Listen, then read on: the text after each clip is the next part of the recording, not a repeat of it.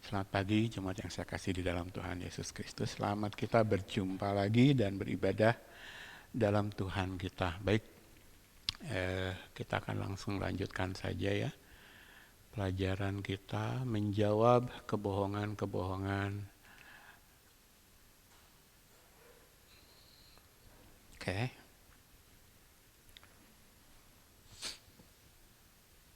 Ya.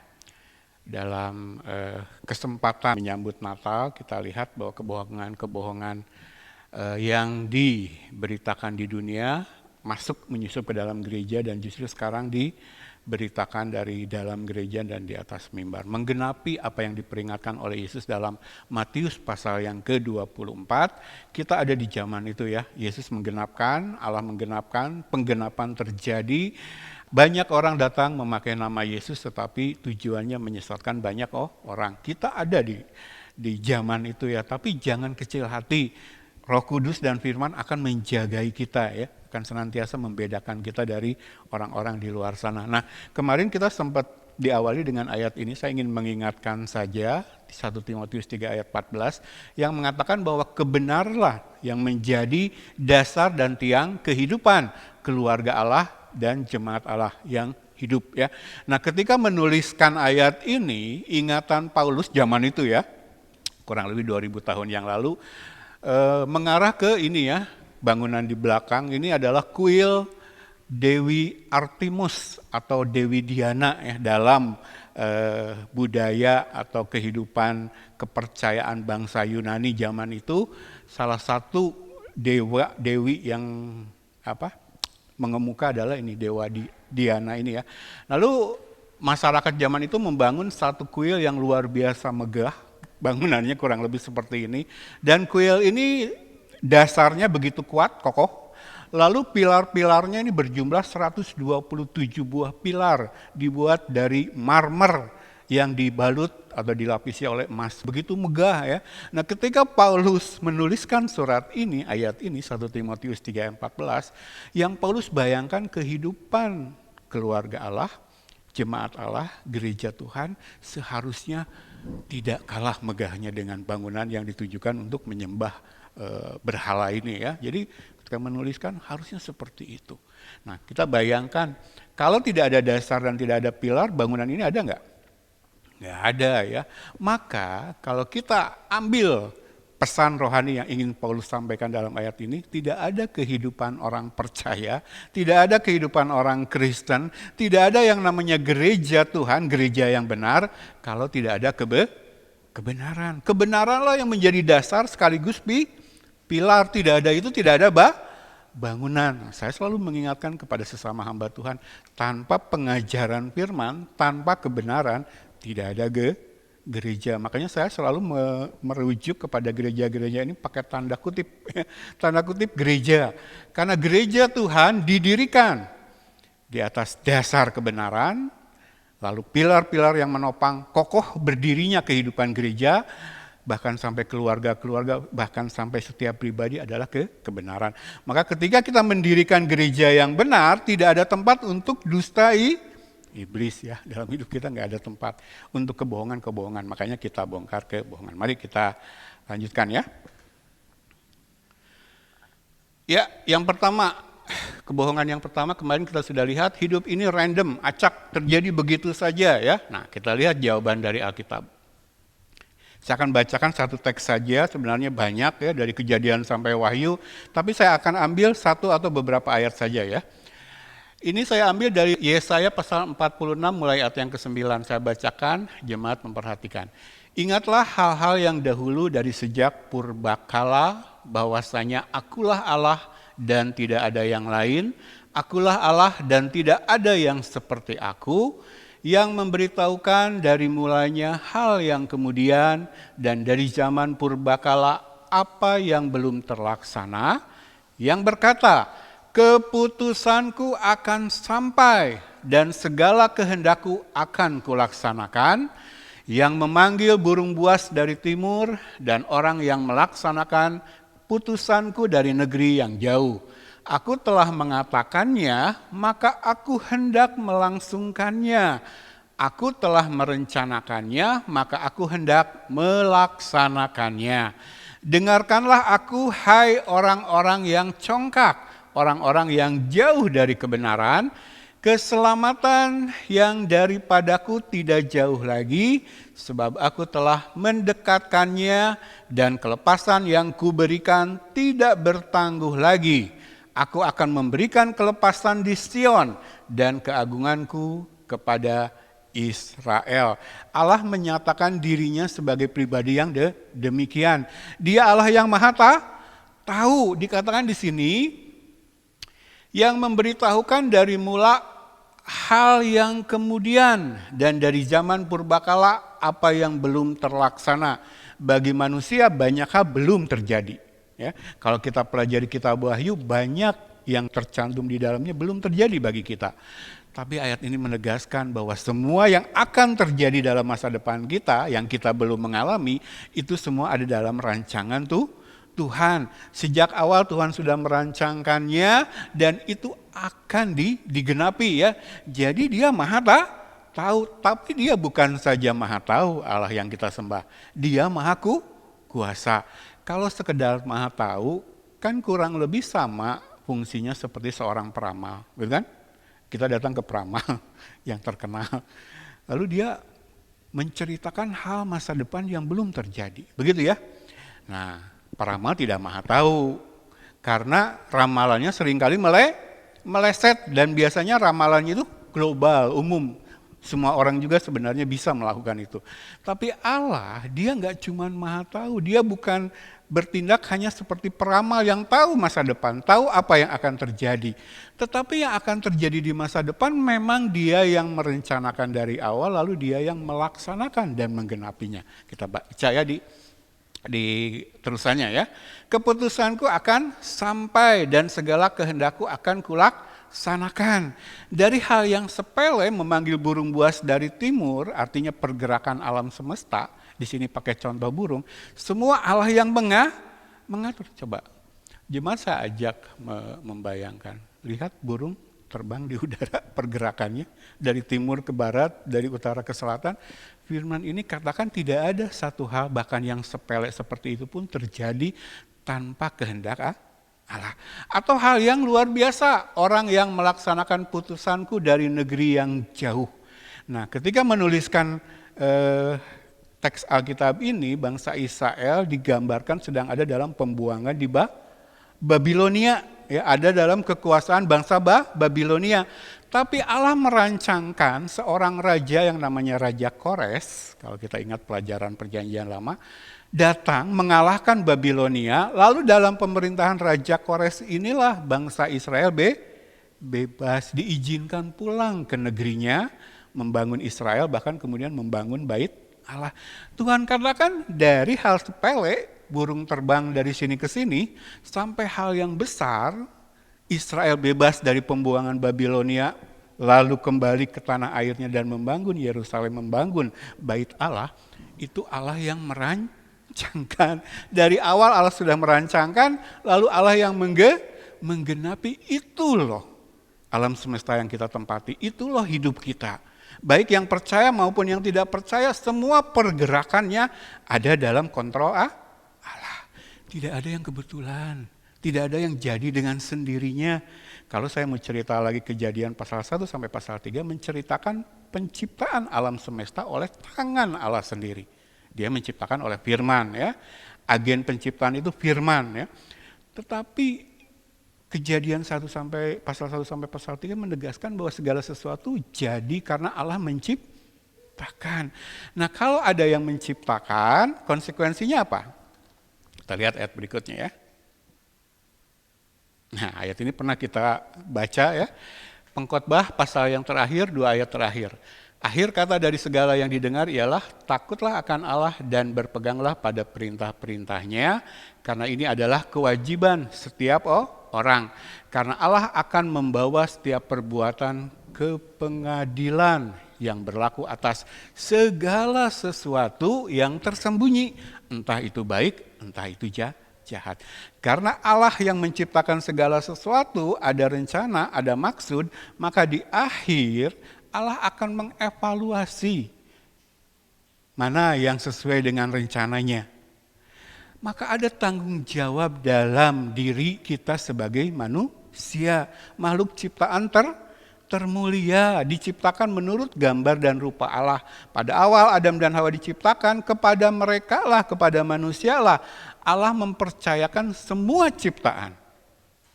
Tapi ketika mereka kemudian jatuh ke dalam dosa, dunia ini dikuasai oleh iblis. Di mana kita hidup sekarang, dunia dikuasai oleh si iblis ya. Nah, nanti di ujung segala rancangan Allah ini terjadi dalam kontrolnya Allah, itu akan menghadapi pengadilan.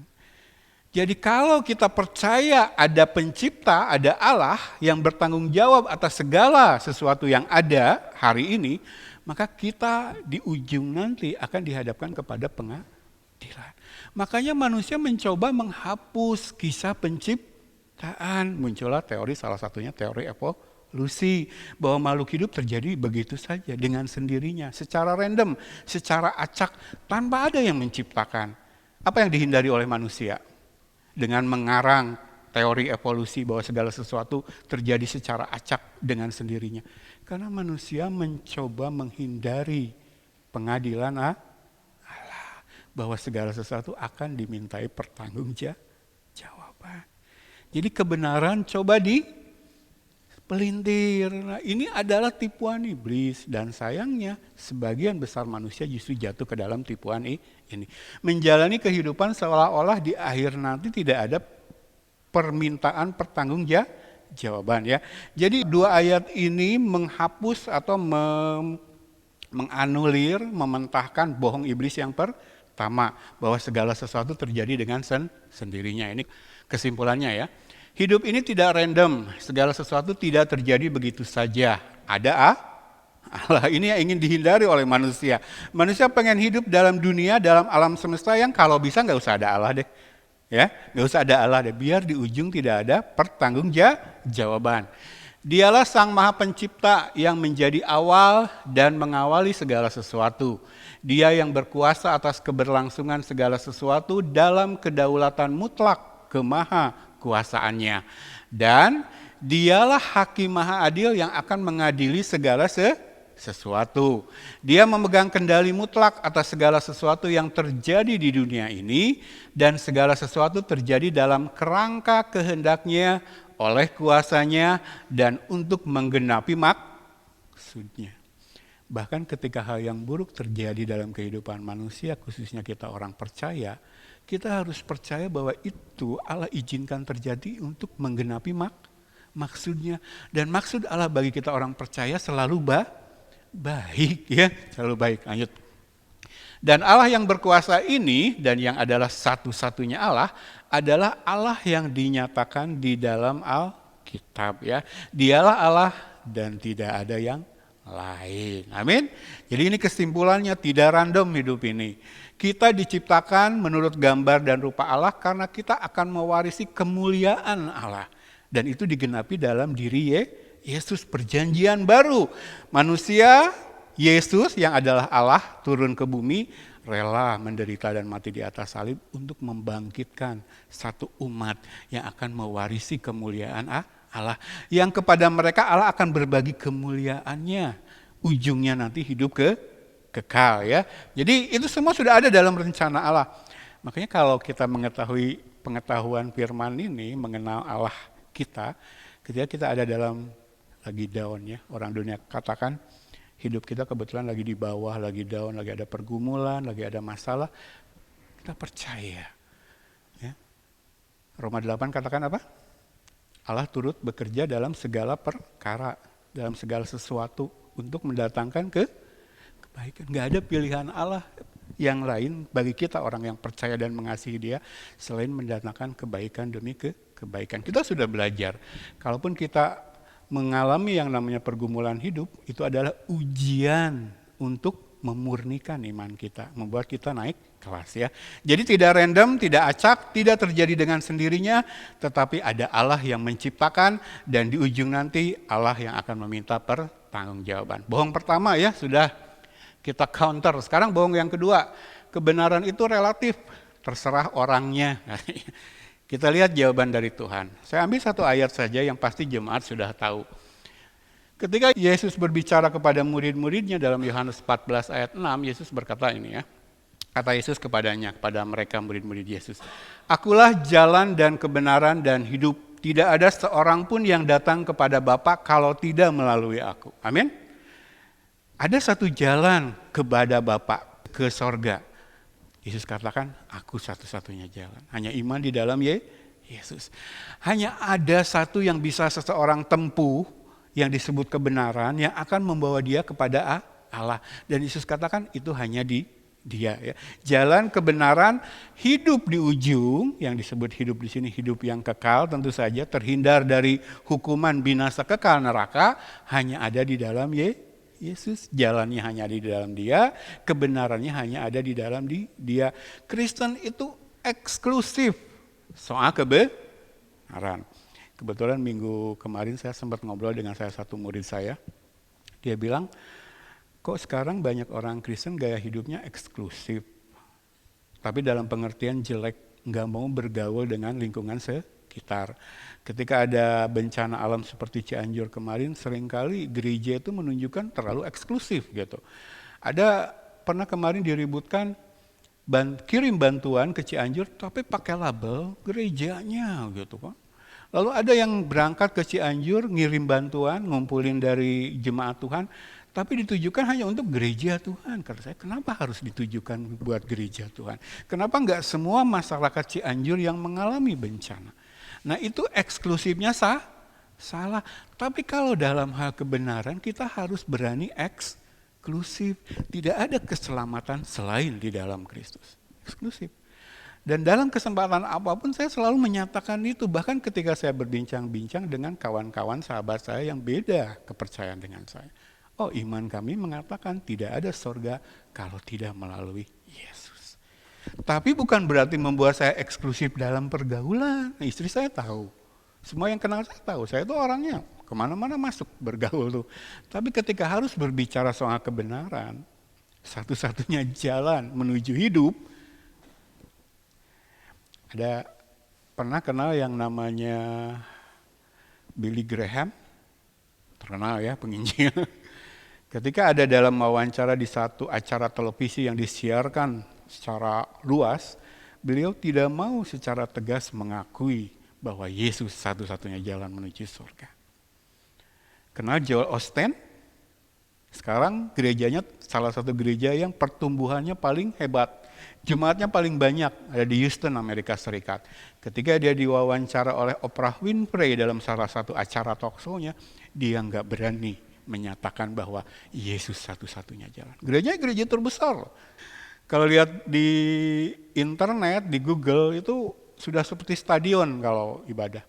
Tapi gembalanya yang berkhotbah setiap minggu berapa kali, ketika diwawancari tidak berani menyatakan bahwa Yesus satu-satunya jalan. Orang Kristen itu harus eksklusif ketika menyatakan berita Injil. Tetapi tidak boleh eksklusif menutup diri dari pergaulan. Bagaimana kita bisa memberitakan Injil kalau kita tertutup ya? Jadi harus dinyatakan ya. Nah kita harus mengkritisi praktek-praktek gereja yang coba eksklusif. Saya bilang kemarin saya protes. Ngumpulin dana dari jemaat, berangkat ke Cianjur tapi untuk membantu gereja-gereja. Jangan saya bilang. Karena dari saudara-saudara kita yang lain agama pun, yang non-Kristen, mereka membantu nggak begitu ya. Yang Kristen pun, yang gereja dapat juga. Saya bilang jangan. Tapi kalau soal kebenaran kita harus eksklusif. Oke lanjut ya. Ini kesimpulannya. Kebenaran adalah absolut. Kalau saya tadi katakan eksklusif artinya absolut. Hanya ada di dalam Yesus. Kebenaran yang dituliskan dalam Alkitab itu ya dan amin. Kenapa?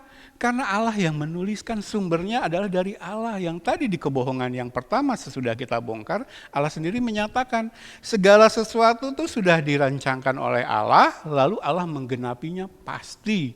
Tidak butuh bantuan siapapun, tidak butuh bantuan manusia.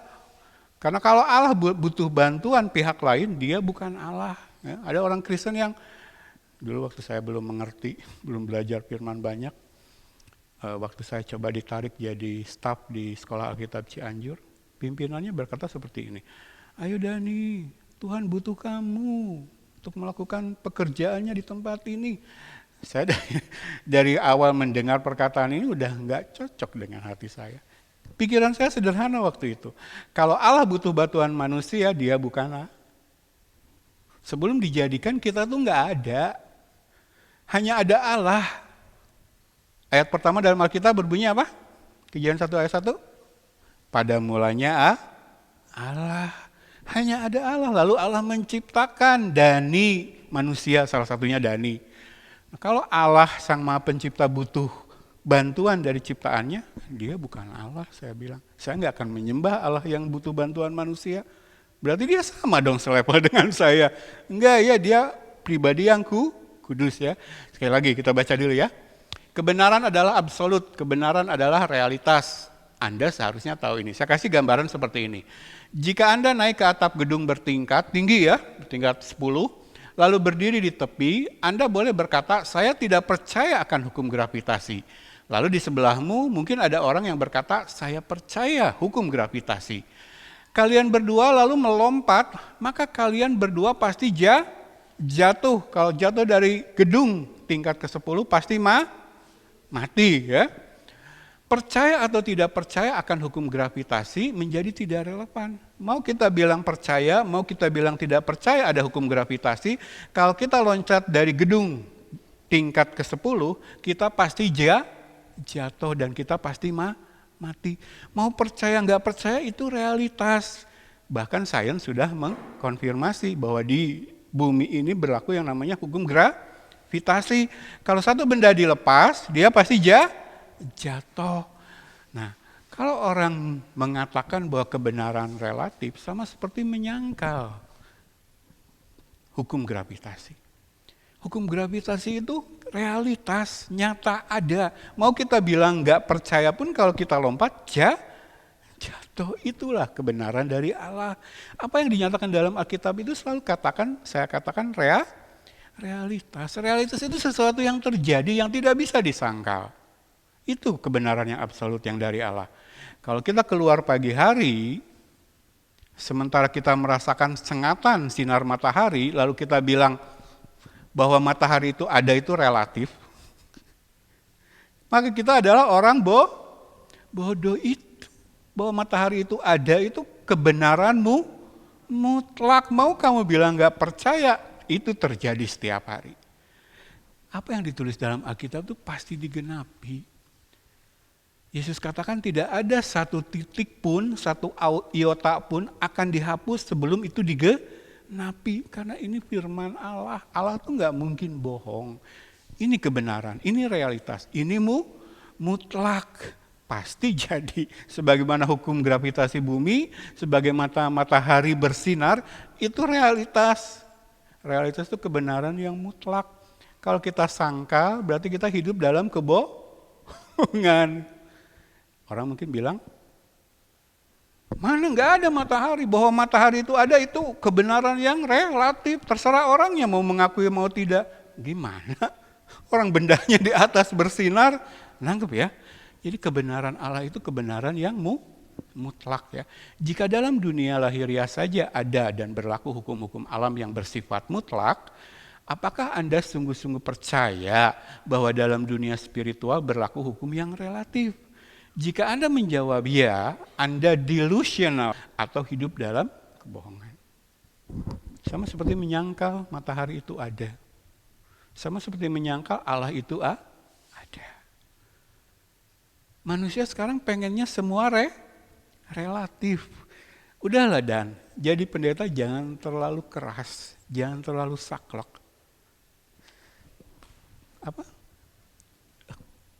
Sesuaikan dengan situasi dan kondisi yang nggak bisa.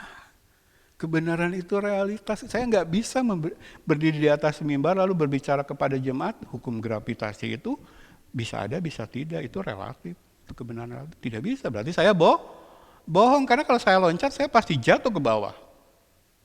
Saya tidak bisa berdiri di mimbar lalu berkata kepada jemaat keberadaan matahari itu kebenaran yang relatif. Orang bisa mengakui, orang tidak bisa tidak mengakui. Maka saya sedang berbohong, bendanya ada di atas. nangkap. Nah, tipuan iblis adalah membuat hati manusia tidak suka dengan yang absolut, yang mutlak. Pengennya fleksibel, pengennya relatif, lihat sikon lah gitu. Kalau saya melayani anak-anak muda, mereka itu kan pintar-pintar ya, kritis anak-anak muda sekarang. Om, tunggulah, sekarang usia kami masih belasan, waktunya kami bersenang-senang hidup. Nantilah, kalau sudah 30 mulai serius dengan Yesus, mulai serius dengan kekristenan. Lalu saya tanya, Nak, kalau kamu mati besok gimana? Kematian sesuatu yang absolut, kebenaran absolut. Bahwa kematian di luar kontrol kita sesuatu yang absolut, kebenaran yang absolut, mutlak. Kalau kamu mati duluan bagaimana? Besok. Kamu pikir masih belasan tahun, nanti tunggu 31 tahun. Semua orang pengennya begitu.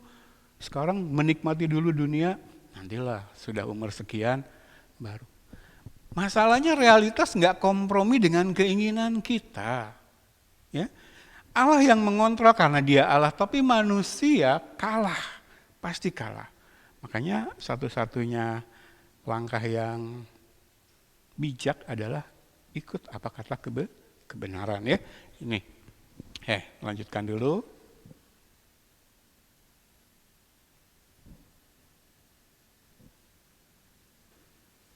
Ya. Kebenaran tidak relatif. Kau tidak akan menemukan kebenaran di dalam dirimu. Kebenaran tidak tinggal di dalam dirimu. Kau tidak bisa mempelajari kebenaran dari dalam dirimu sendiri.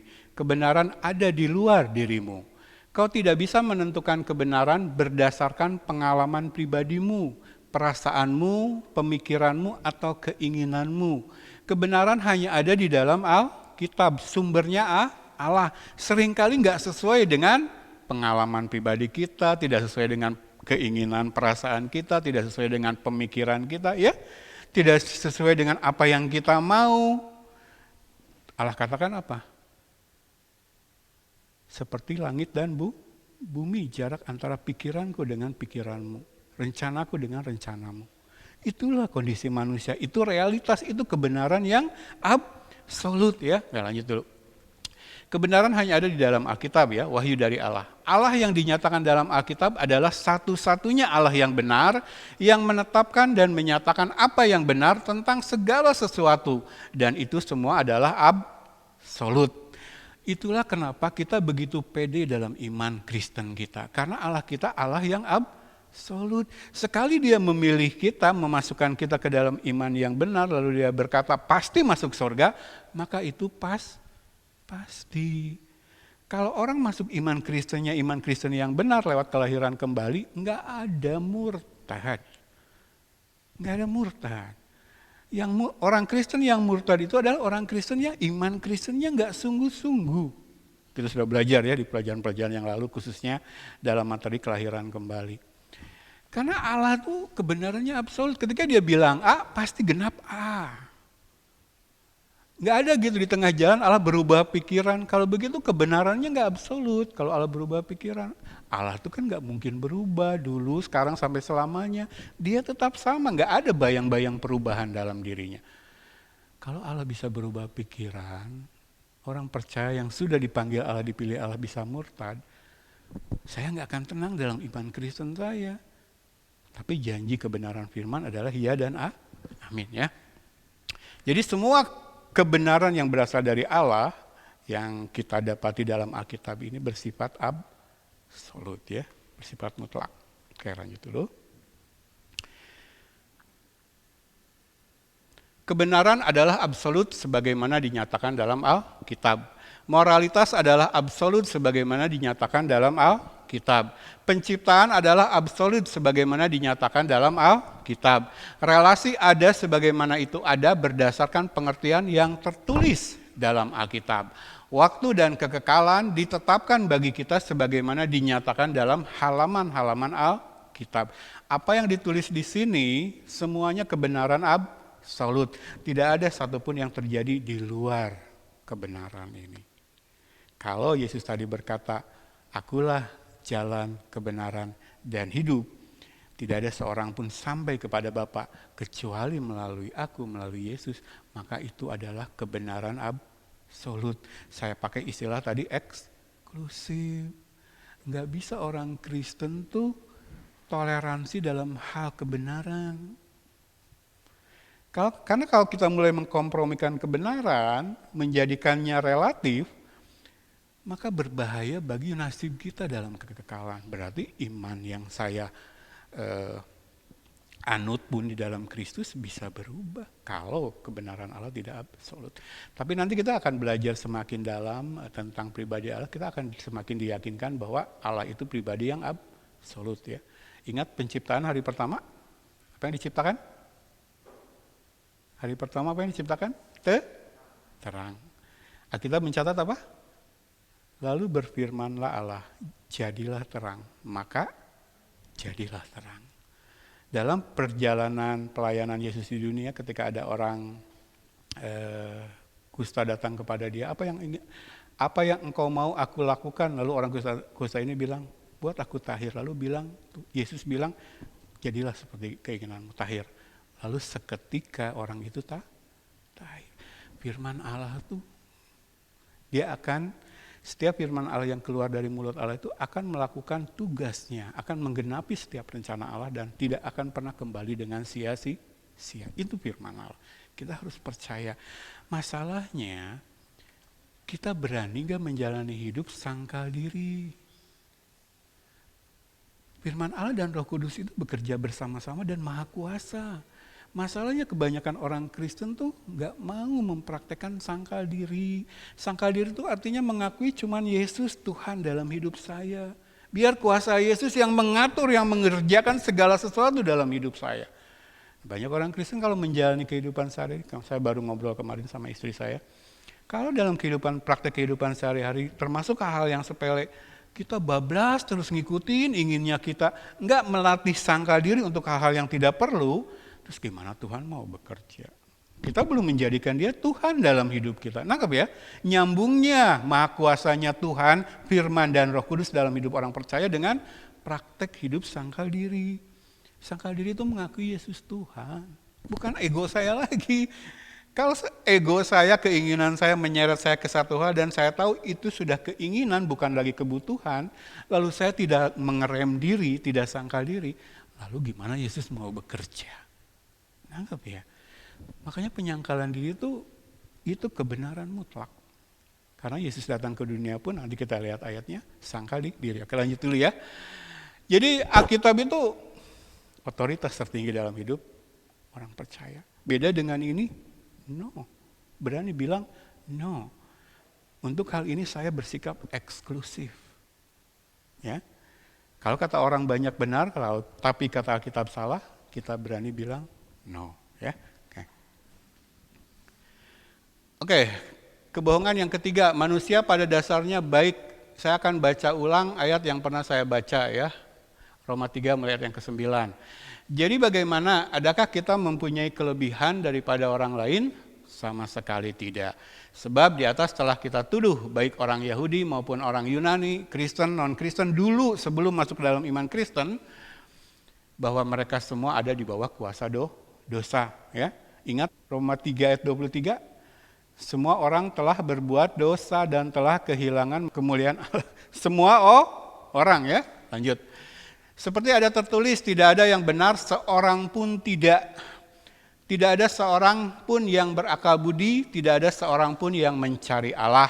Semua orang telah menyeleweng, mereka semua tidak berguna. Tidak ada yang berbuat baik seorang pun tidak. Jadi kalau dikatakan pada dasarnya manusia itu baik, bohong iblis ya. Kerongkongan mereka seperti kubur yang ternganga, lidah mereka merayu-rayu, bibir mereka mengandung bisa, mulut mereka penuh dengan sumpah serapah, kaki mereka cepat untuk menumpahkan darah, keruntuhan dan kebinasaan mereka tinggalkan di jalan mereka, dan jalan damai tidak mereka kenal. Rasa takut kepada Allah tidak ada pada orang itu. Kalau dikatakan pada dasarnya manusia adalah baik, itu bohong ya. Ini penjelasannya. Manusia pada dasarnya tidak baik, bahkan Alkitab menulisnya jahat ya. Kita semua pada hakikatnya adalah jahat, terasing dari Allah, penuh dosa, termotivasi oleh keinginan-keinginan jahat, ego, bangga diri, membenci Allah dan terang kebenaran Allah. Kita semua adalah orang-orang berdosa.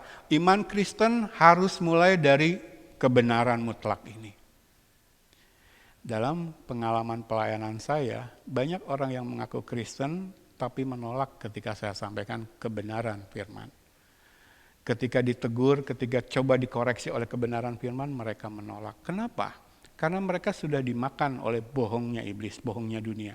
Bahwa manusia pada dasarnya baik.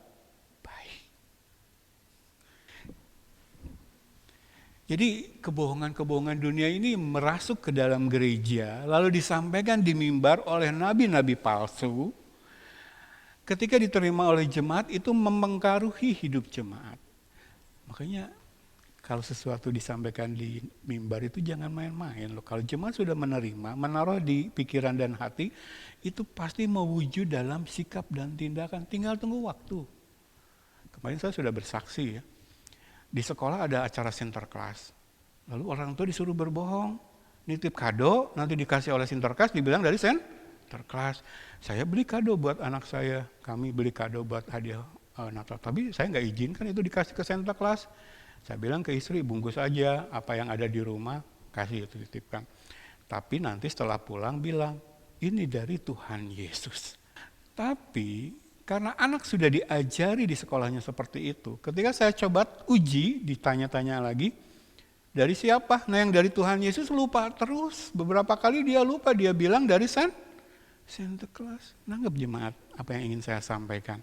Sesuatu kebohongan kalau sudah disampaikan itu manusia menyimpan itu susah makanya kami latih gitu. Jangan dari Tuhan Yesus. Apa yang Dede terima dari mama, dari papa itu dari Tuhan Yesus. Kami ajarkan seperti itu. Sinterklas itu fiktif, bohong. Hanya hidup di dalam cerita, dongeng gitu ya. Jadi bahaya ya. Nah ini ya, bahwa manusia pada dasarnya baik itu sudah merasuk sedemikian ke dalam kehidupan orang Kristen zaman sekarang. Lanjut. Ini kebohongan yang keempat ya. Kebajikan yang terutama adalah toleransi ya.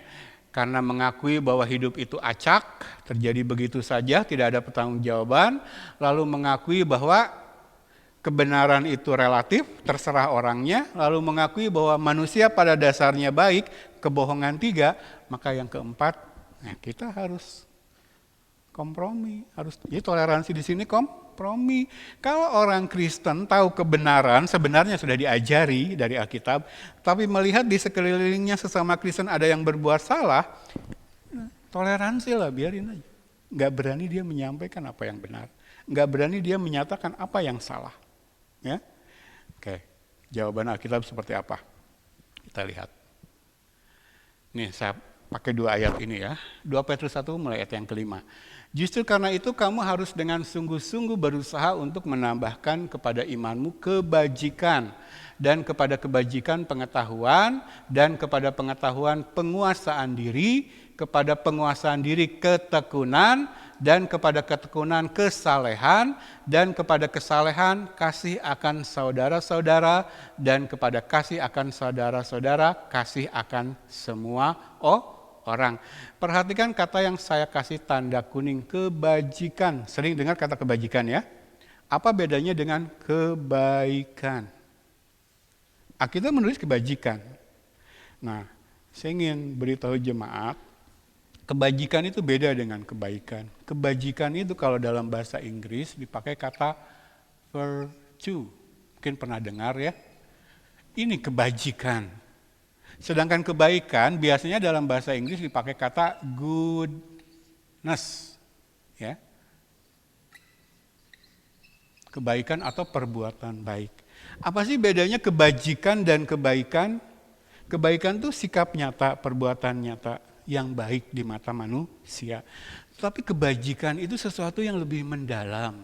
Sesuatu yang ditanamkan dalam diri kita yang darinya lah bersumber kebaikan. Jadi kebaikan itu sumbernya adalah kebajikan. Makanya kalau di ayat ini dikatakan, tambahkanlah kepada imanmu kebajikan. Barulah setelah ada kebajikan, muncul perbuatan-perbuatan baik di bawahnya. Penguasaan diri, ketekunan, kesalehan, kasih akan saudara-saudara, kan? Kasih akan semua orang. Dari virtue ini, kebajikan ini, barulah muncul yang namanya kebaikan. Jadi kebajikan itu akar dari kebaikan. Dari kebajikan inilah muncul yang namanya kebaikan. Nah, dalam terjemahan lain, Alkitab bahasa Inggris, kebajikan ini dipakai istilah moral excellence.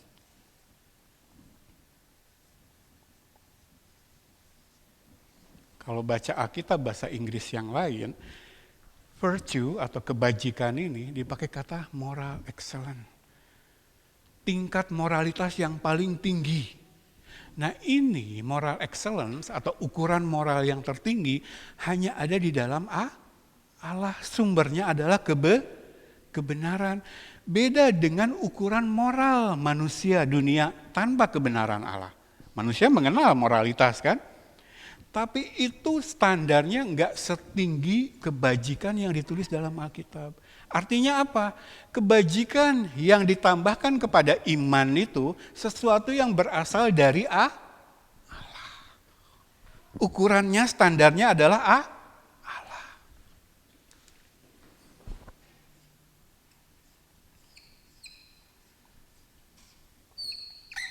Manusia punya moralitas, betul ya? Kita nggak usah jadi orang Kristus untuk belajar tentang moralitas yang baik. Tetapi moralitas yang ditulis dalam Alkitab bahasa Indonesia sebagai kebajikan atau virtue atau moral excellence, ukuran moral paling tinggi, itu hanya ada dalam diri Allah. Itu yang diberikan dalam iman kepada Allah yang benar. Maka dari situlah mengalir kebaikan-kebaikan, perbuatan-perbuatan baik yang dibangun di dalam kebenaran. Beda ya, kalau masalah kebaikan, orang non-Kristen juga banyak yang baik, banyak yang berbuat baik. Tapi tidak berasal dari virtue, dari kebajikan, dari moral excellence yang hanya dimiliki oleh Allah. Oke, kita baca ayat yang kedua biar nyambung ya. Yohanes 8 ayat 31. Maka katanya kepada orang-orang Yahudi yang percaya kepadanya, jikalau kamu tetap dalam firman-Ku, kamu benar-benar adalah murid-Ku, dan kamu akan mengetahui kebenaran, dan kebenaran itu akan memerdekakan kamu. Memerdekakan kita dari apa? Kita sudah belajar. Bohong iblis. Nah, kalau tadi kita sudah belajar bohong 1, bohong 2, bohong 3, bohong 4, orang yang termakan atau hidup dalam kebohongan-kebohongan itu masih bisa berbuat baik. Kita melihat itu setiap hari di sekitar kita. Orang yang memegang prinsip bahwa kebenaran itu relatif, dia berbuat baik.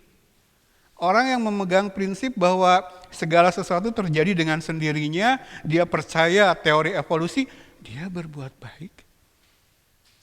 Menghasilkan kebaikan, tapi standarnya bukan moral Allah, bukan kebenaran. Percuma berbuat baik kalau kita hidup dalam dusta iblis. Gak akan masuk surga. Kalau baca Wahyu pasal yang ke-21, di sana dikatakan di surga itu gak ada lagi sesuatu yang tidak benar.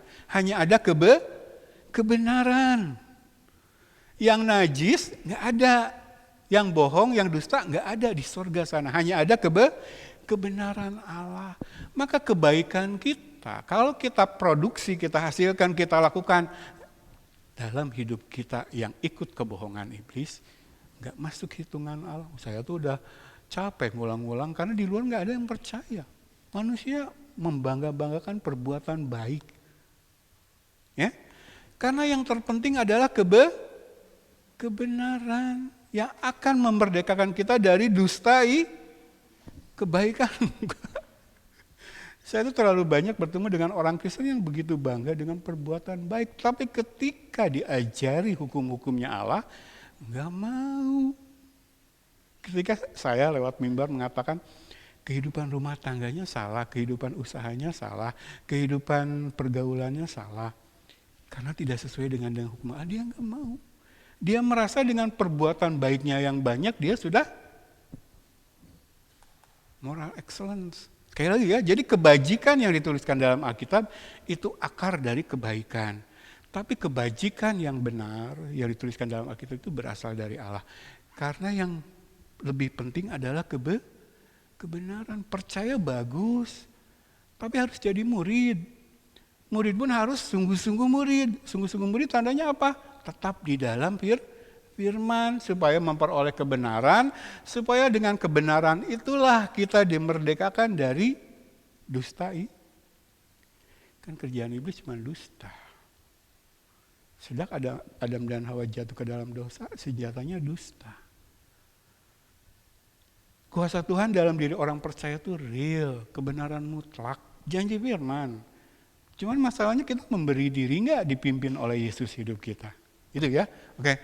Jadi yang lebih penting adalah kebenaran. Oke, lanjut ya. Ini penjelasannya. Kebajikan yang terutama adalah kebenaran, ya, bukan toleransi. Kalau orang banyak berbuat baik tapi dia tidak hidup dalam kebenaran, nanti dia toleransi. Dia bilang LGBT itu haknya dia. Nggak berani bilang LGBT itu dosa. Kalau nggak bertobat masuk neraka, berani nggak? Banyak orang Kristen bahkan pendeta nggak berani sekarang bersikap seperti itu. Dia banyak berbuat baik, tapi tidak berpihak kepada Yesus. Ya. Kebajikan terutama adalah mengakui kebenaran di hadapan Allah dan menyatakannya di hadapan manusia. Masih ingat ayat yang saya berikan? Perkataan Yesus sendiri. Kalau kamu mengakui aku di hadapan manusia, aku akan mengakui kamu di hadapan Allah Bapa. Tapi kalau kamu menyangkal aku di hadapan manusia, aku akan menyangkal kamu di hadapan Allah Bapa. Ya. Tanpa kompromi dan tidak pilih-pilih, karena kebenaran adalah absolut. Ini yang akan menunjukkan siapa diri kita sesungguhnya. Ini yang akan mendefinisikan integritas kita. Kristennya benar nggak? Kok nggak berani sih menyatakan apa yang dikatakan Alkitab sebagai benar? Kok nggak berani sih menyatakan apa yang dikatakan Alkitab sebagai salah? Kristen yang benar nggak main dua kaki, satu di dunia, satu rohani. Gimana kepentingan kalau lagi pro dunia, kalau lagi pro Allah, cuma di gereja 2 jam. Nggak bisa. Itu yang kita Wahyu katakan, suam-suamku, kuku. Tuhan muntahkan dari mulut Allah, ditolak masuk kerajaan sorga. Kristen yang benar tuh enggak. Jadi jangan terpukau dengan perbuatan baik, tapi lakukan perbuatan baik dalam kebenaran. Miliki kebajikan yang dari Allah. Dan itu hanya bisa kita miliki ketika kita dilahirkan kembali, lalu memberi diri kita bertumbuh dalam pengetahuan firman. Ya. Oke, lanjut. Jadi bohong keberapa ini sudah kita tangkal ya. Oke, kebohongan yang kelima, hidup adalah tentang apa yang bisa kau miliki. Kata kitab. Yesus berkata dalam Matius 16 ayat 26, apa gunanya seorang memperoleh seluruh dunia tetapi kehilangan nyawanya, dan apakah yang dapat diberikannya sebagai ganti nyawanya? Oke, kurang jelas Alkitab dalam bahasa Indonesia, saya coba pakai ayat ini agak panjang dalam satu Alkitab bahasa Inggris ini ya. T2T Bible, tapi sudah saya terjemahkan. Coba ya, ini lebih jelas. Orang bisa mendapatkan semua yang mereka inginkan di dunia ini. Tetapi jika mereka tidak menjadi muridku, murid Yesus, mereka sesungguhnya tidak akan memperoleh apa-apa, karena mereka tidak akan mendapatkan hidup kekal. Sama sekali tidak ada yang bisa diberikan orang kepada Tuhan yang akan memungkinkan mereka untuk mendapatkan hidup yang kekal. Jadi kalau kita memiliki semua hal di dunia ini, tetapi tidak menjadi murid Yesus, tidak masuk dalam iman Kristen yang benar, tidak memiliki kebenaran, tidak memiliki virtue, kebajikan Allah, apapun seberapa banyak pun yang kita miliki di dalam dunia ini, akhirnya akan hilang. Dunia ini menuju kebinasaan. Hal-hal yang duniawi lahiriah itu akan menuju kepada kebinasaan bersama dengan dunia ini. Nah, kalau kita mengandalkan itu dalam hidup kita, kita akan ikut binasa. Mau sehebat apapun, sekaya apapun, seberapa banyak pun pengetahuan yang kita miliki, ujung-ujungnya tetap akan binasa kalau kita tidak menjadi murid Yesus. Inilah artinya. Buat apa memiliki semua yang ada di dunia? kalau kamu tidak mendapatkan keselamatan hidup kekal. Ujungnya binasa juga. Kita sudah belajar minggu lalu kan. Lebih baik ada di rumah duka daripada di rumah pes. Ingat ini loh. Orang Kristen sekarang gak fokus apa yang akan terjadi kehidupan setelah kehidupan di dunia ini berakhir. Kalau saya ngobrol dengan orang Kristen sekarang susah sekali obrolan itu dibawa kepada realitas kekekalan. Gimana nanti? Gimana nanti? Ya? Ya. Jadi hidup ini bukan tentang apa yang bisa saya miliki. Alkitab dengan jelas, buat apa kau miliki semua? Kalau ujungnya binasa kekal. Oke, ini penjelasannya ya. Hidup bukan tentang apa yang kita miliki, tetapi apa yang kita percaya. Yang terpenting dalam hidupmu bukan apa yang kau miliki, tetapi apa yang kau imani. Yang kau miliki tidak akan membawamu kepada Allah. Yang kau miliki tidak akan membawamu ke sorga. Yang kau miliki tidak akan mendatangkan pengampunan atas dosa-dosamu dan memberimu keselamatan. Hanya yang kau imani yang akan melakukan itu kepadamu. Dan Alkitab berkata, hanya iman kepada Tuhan Yesus Kristus yang akan memberikan kepadamu hidup yang kekal. Kalau tidak memiliki ini, buat apa memiliki bahkan semua yang ada di bumi? Ingat ketika Yesus dicobai iblis di padang gurun setelah berpuasa 40 hari 40 malam, apa yang iblis tawarkan kepada Yesus dalam 3 pencobaan? Ini kan, semua yang ada di dunia. Alkitab mengatakan itu keinginan daging, keinginan mata, keangkuhan hidup. Ini yang ditawarkan iblis kepada Yesus. Ubah batu menjadi roti. Jatuhkan dirimu ke bawah dari bubungan bait Allah. Pasti Tuhan kirim malaikat untuk menyelamatkan kau. Lalu semua yang kau lihat, kemuliaan dunia akan kuberikan kepadamu kalau kau mau tunduk menyembah aku. Itu kata iblis. Semua hal yang duniawi yang ditawarkan kepada Yesus. Yesus sebagai manusia, Allah yang menjadi manusia dicobai sama seperti kita. Tetapi dia tidak berbuat dosa, dia tidak termakan kebohongan iblis. Dan Yesus melawan dengan apa? Ingat? Ketika memenangkan pencobaan dari iblis, menjawab dengan ada tertulis, manusia tidak hanya hidup dari roti, tapi dari firman Allah. Ada tertulis, jangan kamu mencobai Tuhan Allahmu. Iblis kah? Jadi kebenaran yang bisa mengalahkan iblis. Yesus sudah. Jadi kalau Yesus sebagai manusia tidak berbuat dosa, dia pakai firman, ada tertulis. Ada tertulis. Dan ketika Yesus mengutip apa yang tertulis, iblis kuasa firman itu luar biasa. Tapi banyak orang Kristen sekarang gak percaya ya. Hanya iman di dalam Tuhan Yesus Kristus yang akan memberi kita hidup kekal. Kalau kita sudah mendapatkan hidup kekal, apa yang ada di dunia ini cuman komplementer. Pelengkap saja, bekal saja selama kita di dunia untuk mengejar surga, tidak menjadi hal yang utama. Nah, lanjut ya. Jadi bohong itu. Sekarang bohong yang ke-6. Tujuan hidup adalah kepuasan diri. Ya, kita jawab ya. 1 Korintus 10 ayat 31, saya ambil contoh ini karena ini hal yang sederhana ya soal makan minum. Aku menjawab, jika engkau makan atau jika engkau minum atau jika engkau melakukan sesuatu yang lain, lakukanlah semuanya itu untuk kemuliaan Allah. Hidup kita bukan untuk kepuasan diri sendiri, tapi untuk kemuliaan Allah. Itu bedanya orang yang percaya dan tidak percaya. Saya ambil contoh makan minum, satu hal yang sepele ya. Sehari kita lakukan berapa kali? Kalau makan mungkin 2-3 kali ya. Kalau minum sering. Satu hal yang sepele yang sering kali tidak kita perhatikan kan, otomatis saja kita lakukan kan, lapar makan, pengen ngemil makan gitu kan, haus minum. Bahkan hal yang sepele yang sering kali tidak kita cermati pun, Alkitab katakan lakukan itu untuk kemuliaan apalagi hal yang lain. Kehidupan kita aspek lain yang lebih penting dari sekedar makan dan minum. Harus tetap semua bagi kemuliaan Allah.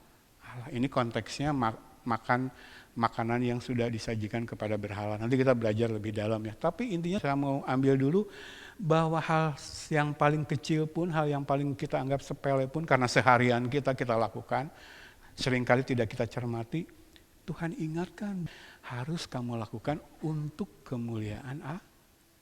Apalagi hal yang lain ya. Oke. Ya, sekarang Roma 11 ayat 36. Sebab segala sesuatu adalah dari Dia, oleh Dia, kepada Dia. Bagi Dialah kemuliaan sampai selama-lamanya. Ini penjelasannya. Allah adalah sumber, penopang, dan akhir dari segala sesuatu yang ada. Ini adalah realitas. Jadi segala sesuatu ada karena Allah yang mengadakan, menciptakan.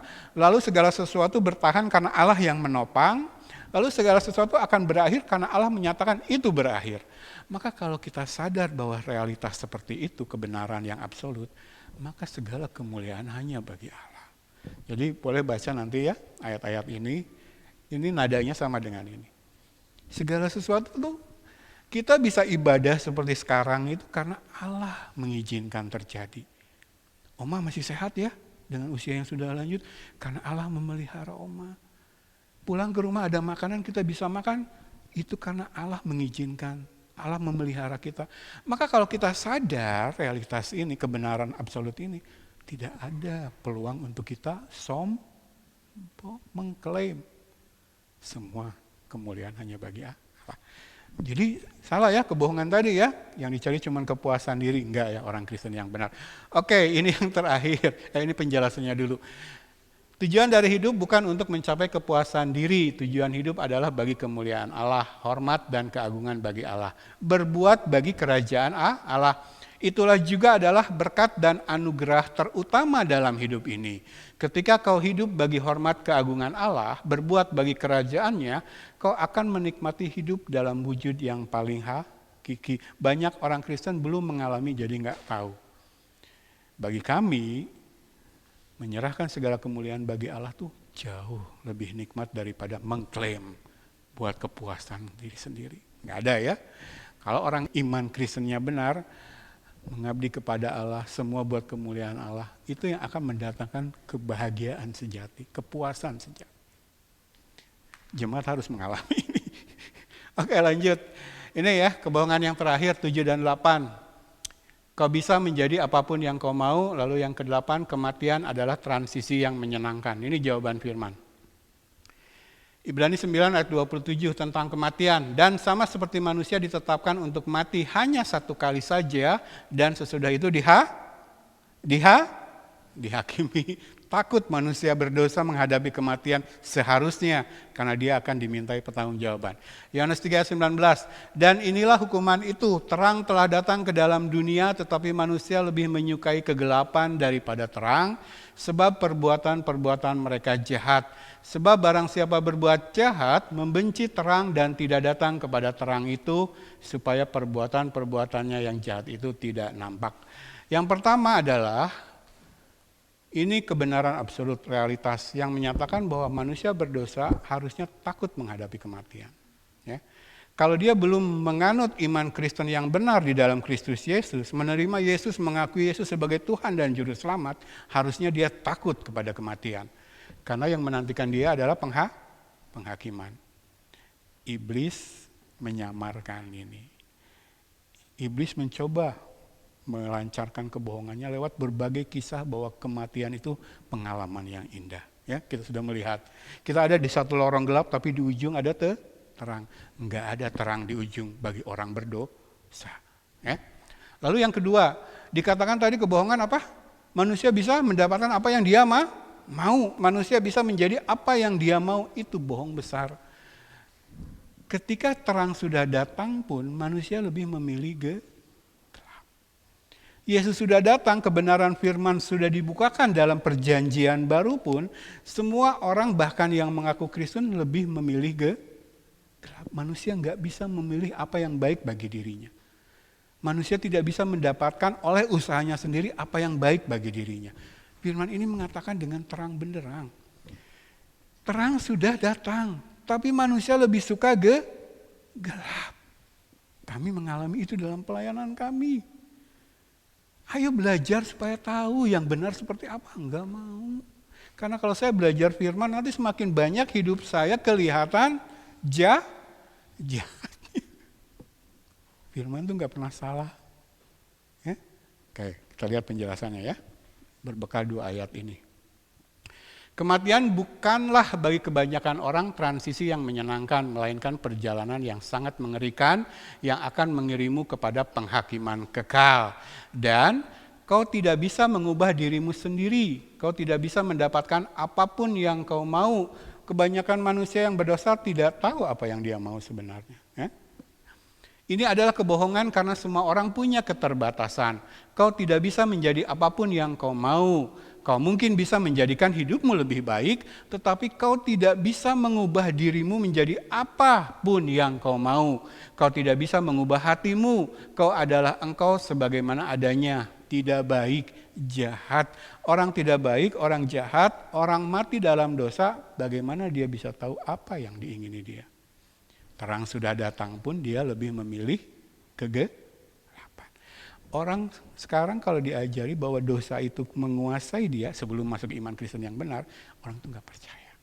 Makanya gereja sekarang mengajarkan bahwa keselamatan itu pilihan manusia. Coba selama ini diajarin apa? Dalam kekristenan kita. Bahwa keselamatan itu pilihan Tadi kita sudah baca ayatnya. Terang sudah datang pun orang lebih suka kegelapan. Kita tuh nggak bisa memilih terang oleh keinginan kita dalam keberdosaan kita. Kita tuh musuhnya Allah, membenci Allah. Segala hal yang berasal dari Allah kita benci. Itu dalam keadaan mati di dalam dosa. Maka satu-satunya cara adalah Allah mengubahkan kita lewat kelahiran natap ya. Iman Kristen yang benar sepenuhnya karya Allah. Bukan usaha kita, bukan hebatnya kita. Makanya orang Kristen yang benar itu hidupnya penuh dengan ucapan syukur. Tidak ada kata lain yang saya bisa bilang selain terima kasih Tuhan. Semua anugerah, semua pemberian. Kalau ada di sini sementara yang lain menolak pengajaran firman, bukan karena kehebatan kita. Anugerah Allah. Kebenaran mutlak yang ada dalam firman, Tuhan genapi. Lewat karya salib Kristus, Tuhan katakan, aku akan membangkitkan satu umat yang mengasihi Allah, mengasihi firman, lalu bilang seperti Paulus, yang kukehendaki adalah mengenal Kristus dan kuasa kebangkitannya. Itu Allah yang melakukan dari awal sampai akhir. Makanya orang Kristen yang benar, yang dipilih Allah, dipanggil Allah, dilahirkan kembali, pasti masuk surga. Oke ya. Lanjut lagi. Jadi semua manusia tidak tahu apa yang baik bagi dirinya. Tidak bisa mendapatkan apa yang dia ingini. Yang dia ingini pun dia tidak tahu apakah itu baik. Ya.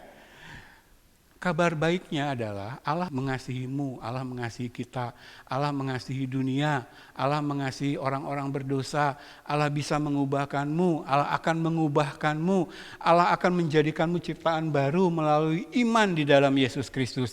Dan ini terangkum dengan sangat indah dalam ayat berikut. Ayat yang sudah menjadi ayat hafalan, Yohanes 3:16.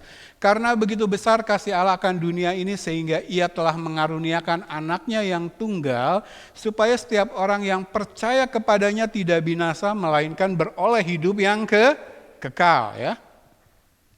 Itulah kabar baik, itulah sebabnya Natal bagi kita menjadi satu peristiwa yang luar biasa. Lalu bagaimana bisa kita membelokkan pemikiran kita dan perhatian kita tentang Natal dari satu realitas mendalam tentang hadirnya Sang Juru Selamat dunia kepada sosok khayalan yang bernama Santa Claus dan tradisi-tradisi manusia lainnya. Bagaimana bohong iblis bisa menggeser perhatian fokus kita dalam merayakan Natal dari Sang Juru Selamat. Dalam Natal, masihkah kita membiarkan Sang Juru Selamat umat manusia berbagi tempat dengan Santa Claus, dengan pesta pora dan hura-hura, dengan populerisme dan personalisme, dengan aneka gimmick dan hiburan lahiriah. Gimmick itu mainan, segala hal yang menyenangkan manusia. Masihkah kita menceraikan peristiwa Natal dari peristiwa salib Golgota? Istri saya bilang tadi malam, kami dapat undangan menghadiri perayaan Natal. Kami tolak. Istri saya bilang, Yesus merendahkan sedemikian sampai lahir di kandang binatang. Mereka pesta pora. Merayakan Natal lupa dari peristiwa Paskah. Oke.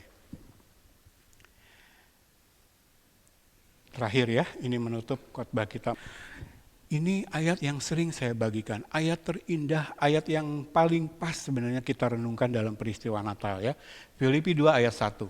Jadi karena dalam Kristus ada nasihat, ada penghiburan kasih, ada persekutuan roh, ada kasih mesra dan belas kasihan. Karena itu sempurnakanlah sukacitaku dengan ini. Hendaklah kamu sehati sepikir dalam satu kasih, satu jiwa, satu tujuan, dengan tidak mencari kepentingan sendiri atau puji-pujian yang sia-sia. Sebaliknya hendaklah dengan rendah hati yang seorang menganggap yang lain lebih utama daripada dirinya sendiri. Dan janganlah tiap-tiap orang hanya memperhatikan kepentingannya sendiri, tetapi kepentingan orang lain juga. Hendaklah kamu dalam hidupmu bersama menaruh pikiran dan perasaan yang terdapat juga dalam Kristus Yesus, yang walaupun dalam rupa Allah tidak menganggap kesetaraannya dengan Allah sebagai milik yang harus dipertahankan, melainkan telah mengosongkan dirinya sendiri dan mengambil rupa seorang hamba dan menjadi sama dengan manusia. Itu adalah Natal, Allah yang menjadi manusia. Dan dalam keadaan sebagai manusia, ia telah merendahkan dirinya dan taat sampai mati. Bahkan sampai mati di kayu salib. Itu adalah Paskah, sangkal diri pikul salib. Dari pertama dia adalah Allah, Natal lahir menjadi manusia, merendahkan diri, menderita, mati di salib. Satu kejadian yang merupakan satu rangkaian, intinya adalah sangkal diri pikul salib. Teladan Yesus bagi murid-muridnya. Itulah sebabnya Allah sangat meninggikan dia dan mengaruniakan kepadanya nama di atas segala nama, supaya dalam nama Yesus bertekuk lutut segala yang ada di langit dan yang ada di atas bumi dan yang ada di bawah bumi, dan segala lidah mengaku Yesus Kristus adalah Tuhan, bagi kemuliaan Allah Bapa. Untuk menyatakan bahwa Yesus adalah Tuhan, kebenaran absolut. Tidak ada Tuhan selain Dia. Tidak ada yang bisa memberikan hidup kekal selain Dia. Tidak ada yang bisa memberikan sorga selain Dia. Aku adalah jalan dan kebenaran dan hidup. Tidak ada seorang pun sampai kepada Bapa kalau tidak melalui aku. Dialah Yesus, dialah Tuhan, satu-satunya dan tidak ada yang lain. Oleh kebenarannya lah kita bisa mengalahkan bohong iblis. Kalau Yesus sendiri ketika dicoba iblis berkata, melawan dengan perkataan, ada tertulis. Yesus mengakui otoritas firman. Yesus mengakui kuasa firman. Kebenaran yang mutlak yang berasal dari Allah ini. Bagaimana dengan kita? Natal dan Paskah tidak bisa dipisahkan. Kehidupan orang percaya tidak bisa dipisahkan dari sangkal diri pikul salib. Barulah dia menjadi Tuhan dalam hidup kita. Barulah dia akan menunjukkan kuasanya yang luar biasa dalam hidup kita. Banyak orang Kristen ketika menghadapi pergumulan cobaan kalah. Karena dia tidak mempraktekkan sangkal diri pikul salib. Masih menjalani hidup ikut keinginan terus, bablas terus lemnya. Bagaimana Yesus bisa menjadi Tuhan? Kita mengakui Yesus Tuhan ketika kita hidup mengikuti hukum-hukumnya Tuhan. Kita masuki ya perayaan Natal tahun ini dengan introspeksi. Bagaimana Natal-Natal kita yang lalu?